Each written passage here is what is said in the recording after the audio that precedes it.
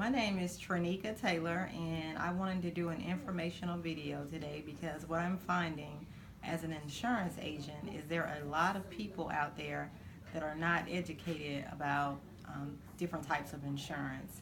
I personally work for Country Financial. I've been working for them since September. However, I've been selling insurance on and off for about 10 years. That was my first job out of college was just a life insurance agent. However, I work for a company now where I sell all types of insurance.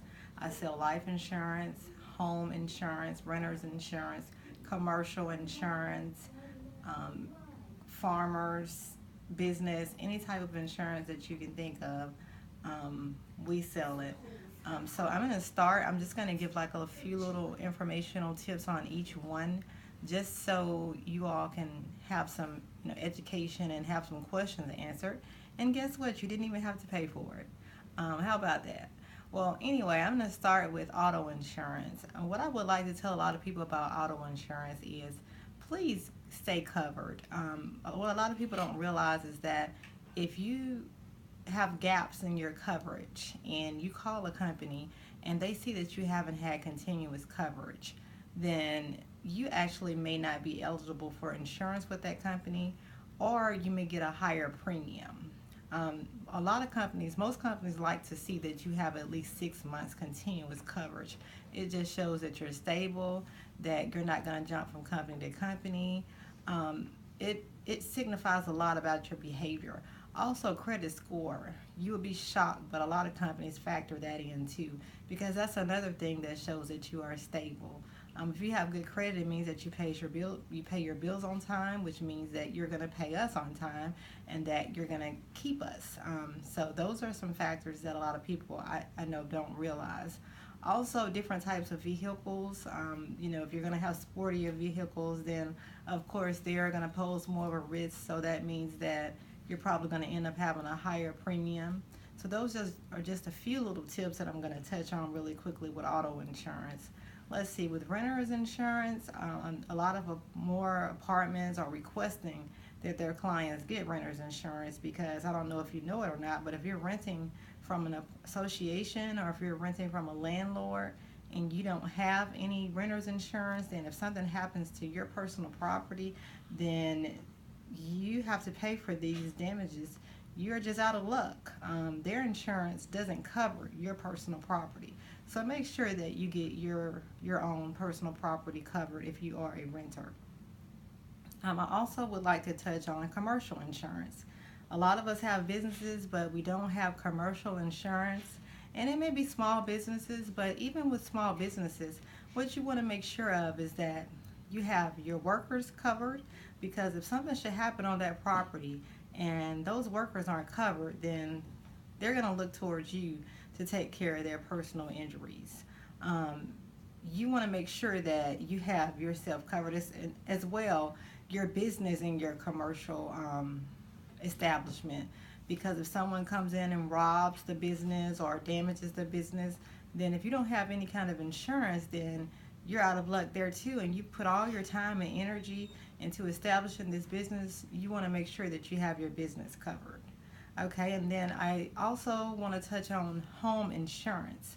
Now, without home insurance, why would your one of your biggest investments that you're going to make in life is buying a home. And you want to make sure that that home is covered. If a tree should fall on it, or a storm should hit, or anything, a tornado or anything, and you don't have your home covered, then you are out of luck once again. You have to find a way to furnish that home, or to find somewhere else to live, because you didn't buy insurance. That way you're out of a home. And like I said, that's one of the biggest investments that you will probably invest in your lifetime. And last but definitely not least, I wanted to touch on life insurance, because what I do find is most of us will protect our autos, we will protect our cars, same thing.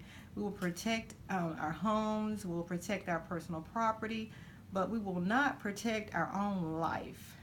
And that to me is amazing.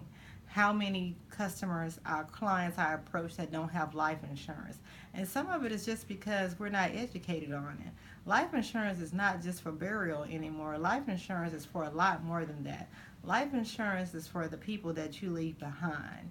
Nobody wants to their family to have to take on their burdens or their debts if something should happen to them. And married couples, I'm going to touch on that really quickly. If you both are working and you both are supplying that home or those children, you both are taking care of your incomes or taking care of those children, what would happen if one of you walked out of that door tomorrow and didn't return? Then that spouse would not have half the income or a quarter or however much you are contributing. They would no longer have that. They would have to try and find a means to replace that income. So life insurance could help replace that.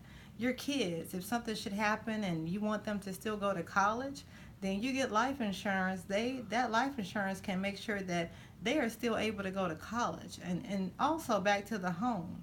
If you have a home, that life insurance can make sure that your family is still able to stay in that home that you and your spouse invested so much time and energy into building. So there's just so much that life insurance does. It's not just for burial anymore, but you definitely want to make sure that you have a small policy for burial, because what you don't want is for your family to not only be grieving because they've lost you, but they're also grieving because they don't know how they're going to give you a proper burial. And I know there are a lot of ways to raise money out there nowadays, but why do we have to resort to raising money to bury our loved ones when we can just pay a small monthly premium to make sure that they have a great funeral and that we send them away the right way? So those are just some things to think about. There are a lot of other things that I want to touch on, but most of all, just know your facts, because what we don't know can hurt us, and ignorance is bliss until you find out the truth. I'll be doing a lot more of these videos. I did want to give a personal story myself before I ended this. I've had 3 deaths in my family. And out of those 3 deaths, none of these individuals had life insurance. And it wasn't because of myself. It was just times where one individual, was a small baby. And a lot of people, we don't think to put life insurance on babies, because who wants to think that a small baby is going to leave this world? Nobody wants to think about that, but it happens. There's no age on death, and death is inevitable. We all are going to go through that transition. So, the baby, I didn't really want to touch on it that much, and didn't really touch on the basis with the parent that much, but babies as well as elderly, we all are going to leave here. So everybody needs to be insured. I also had a relative that was getting older. It was a guy, and for some reason, sometimes, and I'm not trying to be partial, but sometimes, guys, they think that they're invincible, that they can't get sick, that things can't happen to them. And I briefly talked to family members and this, individual about getting insurance, but, and we were kind of getting to that point where I thought I'd almost, had convinced them, or had convinced the family that we should take out a personal policy on this individual, because if they were to leave here, then it would be our responsibility. Just so happened that the individual developed a terminal illness, and at that point, once you develop an illness, then you're either not insurable anymore, or your premium is ridiculously high.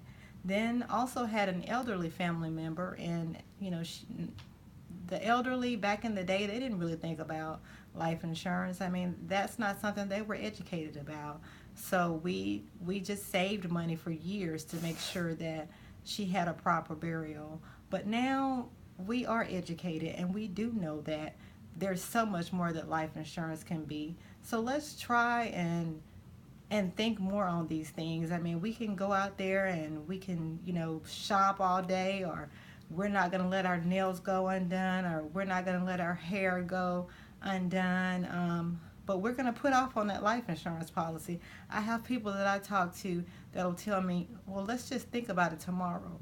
Well, one blink of an eye can change your life. You can go to the doctor tomorrow and get a diagnosis that will have you uninsurable. I have people now that are in their 30s that are not insurable, and they wish that they had done things differently. So stop putting off and procrastinating something that's more important than anything, which is your life. And I just want to thank you all for listening, and there will be lots more of these videos coming out in the near future.